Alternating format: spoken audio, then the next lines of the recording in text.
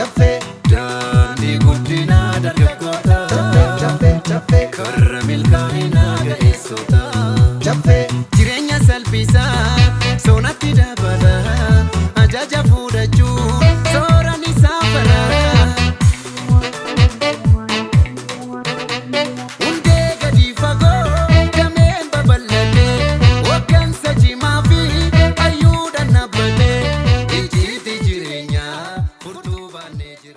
Ashama harka fuune kabajamtootaaf jaalatamtoota miseensota waldaa dargaggoota caffee hojii gamtaa waliigala akkasumas hordoftoonni caffee miidiyaa warreen taatan martuu keessaniyyuu imaamiltoonni keenyas martuu keessan bakka jirtanitti nageenya keenya isin haa qaqqabu jecha guyyaa har'aa immoo saayitii yookaan inisheetii fi mootummaan haala mijeesse keessattuu magaalli Shaggarii fi mootummaan naannoo Oromiyaa haala nuu mijeesse keessatti akkuma isiniin jechaa turre inisheetii fi 8 ijaarree turre. Kana keessatti beellada maaltu jira kan jedhu waliin kan laallu ta'a. Kunis ayyaana bara haaraa dhufuuf sangaa akkamitti qophaa'aa jira, bifa kamiin qophaa'amaa jira kan jedhu sirriitti na wajjiniin daawwattu. Qofas miti aannan, dhadhaa, haayibii, horii aannanii akkamitti qopheessine kan jedhus waliin laalla. Dabalataan lukkuu meeqatu qophaa'e? Waldaa dargaggoota caffee hojii gamtaa waliigala horsiisa lukkuu akkamitti itti keessaseen amma markaa qabna kan jedhu waliin kan laallu ta'a. Na hordofaa agadhumaatti na wajjin akka taataniif affeerraan koo kan kabajaaf kan jaalatan ta'a. Akkuma agartan kaa horii fooniitiifis kan ta'an bifa kanaan guunnee jirra. Sheediiwwan tokko tokko isaanii guutanii jiru. Egaa haala kanaan loowwan keenya guuttannee jirra. Inisheetiifiin kun haaluma carraa mootummaan haala mijeessetiin itti gallee akkuma eenyumaatitti hojjannee jirra jechaadha. Akkasumas dargaggeewwan keenyaafis carraa hojiidhaa dhuumuu fi dandeenye jirra. Miseensis miti miseensis haala bareedaa ta'eetiin waliin aan hojjechaa jiru ta'a jechaadha. Tarreessaa jedhama. Furdisa looniitti irratti hojjeta. Bashaadaa jedhama. Horii aannaniitti irratti hojjeta. Haala kamiitiin deema. Kuni kan kutaa kanaa kan mana kanaa aan horii fooniiti. Horii aannanii immoo kutaa isaa dhugaa geenyu haasofna. Mee tarreessaa? Akkam qabiyyeen horii keessanii maal fakkaata? Waan jedhamu duraan irraa mahooyaa jiru. Waan jedhamu saggaara lakki nyaata sin nyaanyaatu. Bareeda. Amma fooyya'inni isaanii ayyaana hoggaatiif nuuf qaqqaba miti horii. Hin qaqqabu hin qaqqabu. Sirriitti qaqqabu. Namni horii foonii cooma barbaadu filannoo isaatiin fayyadamuuf isaa dhufani. Miseensonni keenya martuu karaa caffeetitti dhufanii akka fayyadamaniif isaa dhufani. Waamicha isaaniif dhiyeessita. Isaaniif hin dhiyeessina. Ayyee korma faranjiitis qabda. Qaba. Carraa hojii sii uumamee jira jechaadha. Mitire? Uumamee jira. Galatoomi. Ayyee. Galatoomi jabaadhu cimi gabbisi soorii. Ayyee. Egaa kun immoo kutaa horii aannaniiti. Kutaa loon aannaniiti.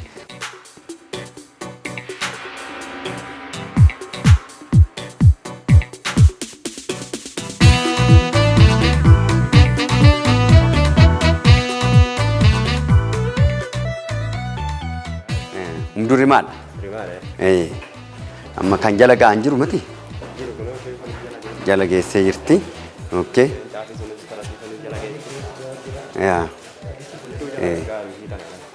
Baay'ee bareeda. Raanni hoo rimaa fuune? Rimaa fuutee jirti amma?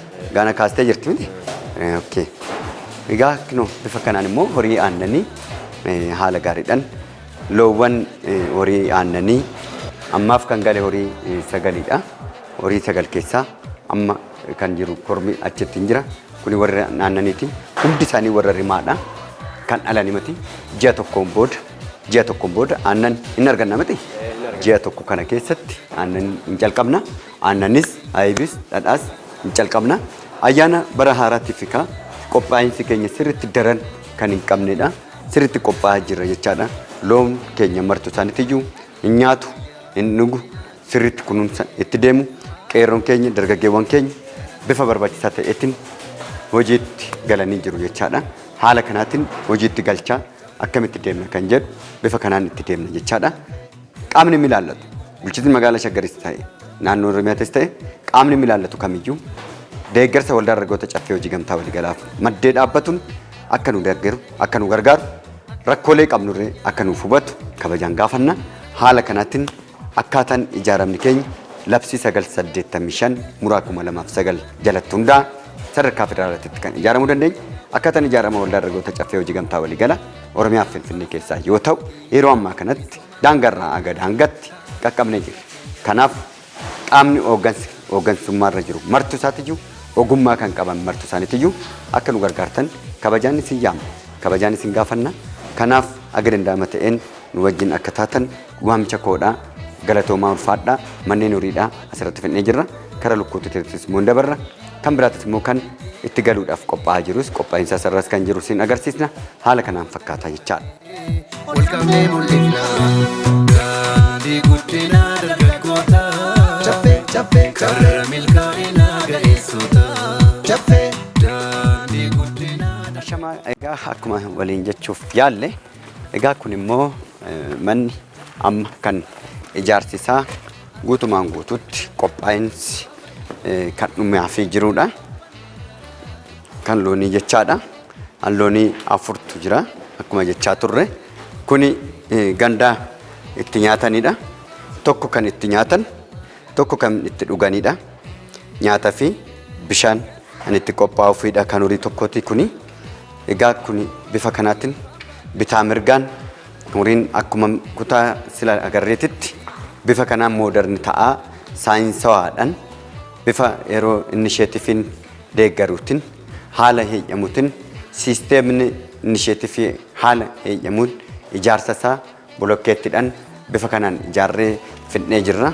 Asiin loon 15 hoggaa galu asiinis loon horii foonii 15tu gala. Kunis bifuma saniitiin haala kanaan qophaa'insa keenya fixaa jirra.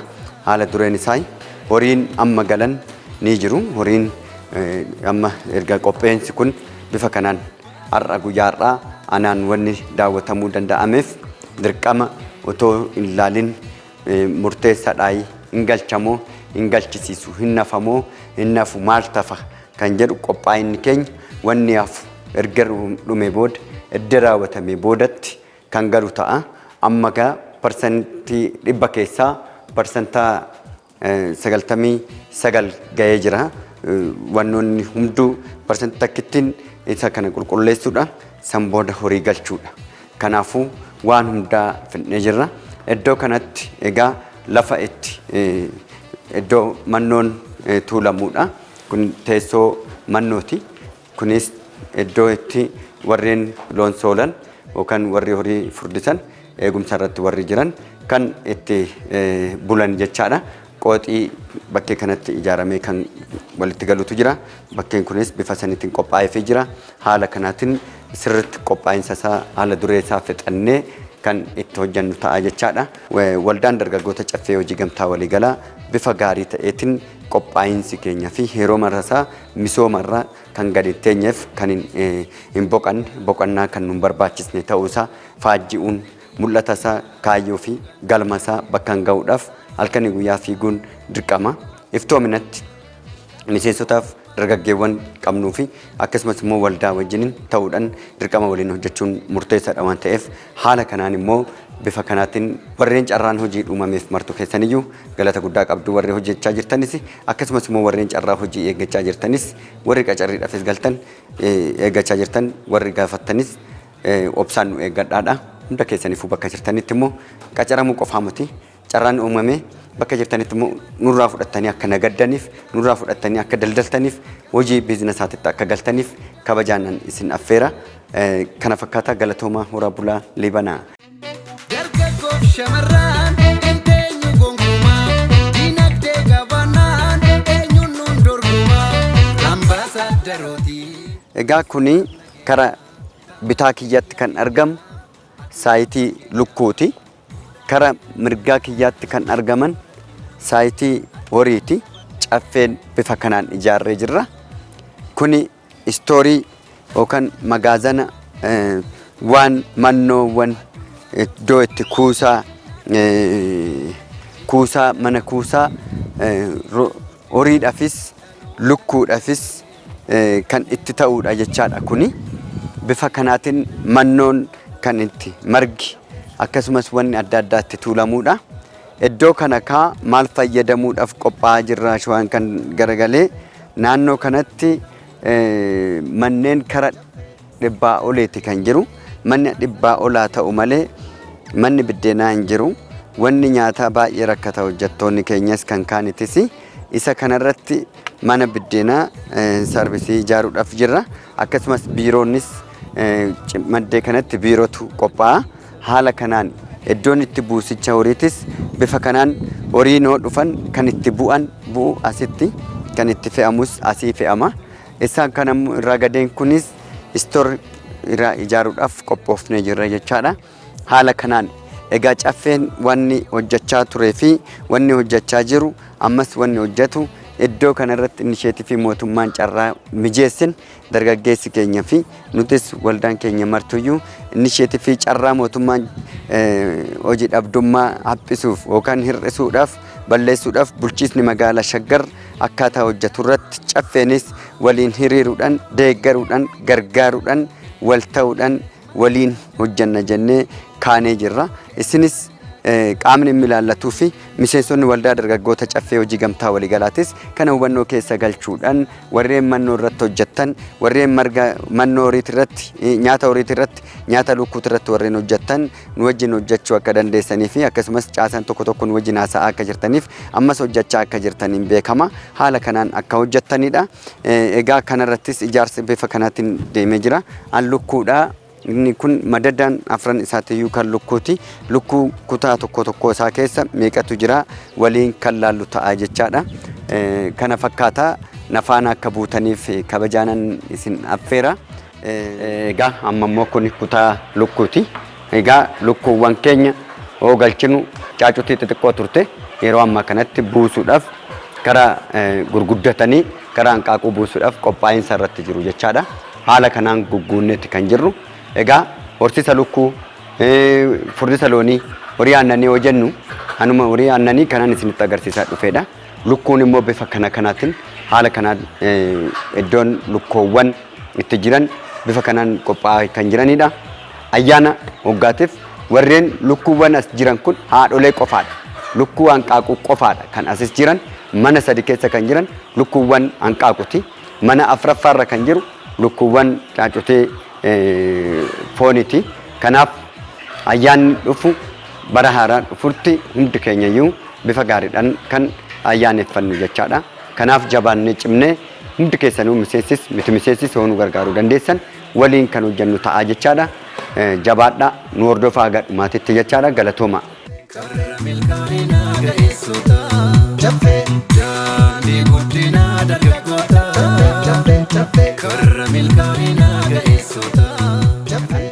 Lukkoolee gara 2000tti kan dhiyaatan as keessattis akkasumatti jiru.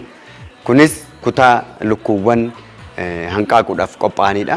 Lukkuuwwan hanqaaquudhaaf qophaa'an ayyaana hoggaatiif yookaan immoo idileedhaan hojiiwwan idileetiif bifa kanaatiin lukkuu fooniitis lukkuu hanqaaquutis haala kanaan qopheeffamee kan jirudha. Hojiitti galee jira caffeen jecha qofa oduu ta'an bifa bareedaadhaan itti galee jira jechaadha. Kanaaf lukkuuwwan kanattis dargaggeewwan jiraniif carraan hojii uumamee jira. Carraa hojii uumame kanatti immoo dargaggeessi hunduu itti fayyadama jechaadha. Waldaan dargaggoota caffee hojii gamtaa waliigala hanqina hanqaaquu fi hanqina lukkuudha akkasumas hanqina aannanii, hanqina dhadhaa, hanqina aayibii, hanqina horii foonii furuudhaaf fiigichoorra jira jechaadha. Ittaansuudhaan rootaaf hoolota akkasumatti furdisatti hin galla jennee qophaa'arra jirra. Isinis nu faana yoo taatan kana caalma hin hojjanna jennee eegna. Galatooma kana fakkaataa mana kanaa.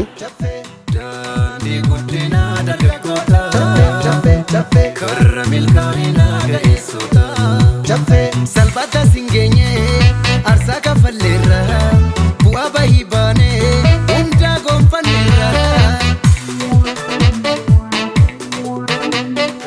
Kun lakkoofsa sadiidha.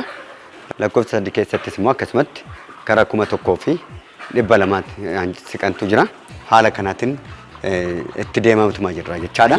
Egaa akkuma sila isin agarsiisaa dhufe kun immoo kutaa lukkuuwwan fooniif ta'anidha.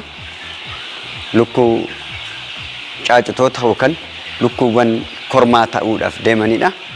ji'a sadi keessatti warreen foon ta'uu danda'anidha. Nuyi kan galchine kan guyyaa 30ti. Amma kan dhufu keessatti immoo guyyaa 90 keessatti kormaa gurguddaa ta'u jechaadha. Egaa lukkoonni kun makaa kan qabanidha. Makaa kan qabanidha. Makaa jechaan Abashaa fi Faranjiidhaan wal makaa kan qabanidha. Ayyaanaaf sirriitti kan qophaa'aa jirudha jechaadha. Kanaaf asuma asitti gabaa ayyaanaa baazaarota keenya irrattis ta'e iddoo kamirratti iyyuu lukkuus waan ayyaanaaf barbaachisu hundasa miseensota keenyaafis akkasumas miseensa keenyaafis qophaa'insa addaati irratti ni jirra jechaadha. Jiddugala gabaa caffeeti irratti wal agarra. Halkanii fi guyyaa cinaachi nuun ciifnee bu'aadhaaf hojjannee dhalasaas guddifnee gaanii guddinaa dargaggoota karra milkaa'inaa ga'eessota gaanii guddinaa dargaggoota karra milkaa'inaa. Hayyee egaa kabajamtoota fi jaalatamtoota miseensota waldaa keenya immoo iddoo kana immoo golba kana akka jiru isaatitti bishaan achi baasuudhaan golba kana ijaaruudhaan horsiisa qurxummiitiif lafa qabamnee jirrudha. Horsiisa qurxummii as keessatti horsiisne hanqaaquun asii, aannan as jira, dhadhaan as jira, foon lukkuu as jira. Bifa kanaatiin yoo kaafteeraa bifa kanaan akkanatti banuu hoo dandeenya asirratti bartee mannaa fashaa huban iddoo kanarratti iddoo itti gaa'ilaaf ta'u, iddoo itti waan adda addaatiif ta'u miseensi keenya dhufanii iddoo itti boqotan ta'a. Akkasumas carraa hojii namoota baay'eedhaaf nama bal'aadhaaf ni banamaa jechaadha. Bifa kanaatiin hojjannaadha. Kuni gaarri baartaa fi bosona Ococaati. Gaara Ococaa. Gaara Ococaa iddoo leenjii masanaakilii atileetotaa gochuudhaaf sochii gochuu qabna jenneetti kan socho'aa jirru. Propozaaliin isaa dhumaa jira. Isa kanarratti garuu qurxummii asumatti horsiisne, asumatti kaafteeraa ban, asumatti mana nyaata aadaa ban, caffee dhuguma caffee yoo fakkeessine iddoo kanarratti waan ajaa'ibaa hojjechuun hin danda'ama. Inisheetiifoota jiran keessa inisheetifii addaa gochuun hin danda'ama jennee amanna waan ta'eef isinis kanas yaada keessatti akka qabnu nuuf hubattanii akka nu faana dhaabbattan kabajaan isin yaamna. Galatooma ulfaadhaa guyyaa har'aatiif daawwannaan yookaan ibsi qabu iddoo hojii inisheetifii saayitii irraa wal qabate kana fakkaata. Galatooma horaa bulaa Liibanaa itti fufa. Bunaan maalirra jirra? Bunaan mamtu galee jira? Minaan akkamitti galchinee jirra? Magaazana akkamii qabna? Kan jedhu akka beeksisaniif obsaan nu eegadhaadha. Galatooma ulfaadhaa horaa bulaa Liibanaa.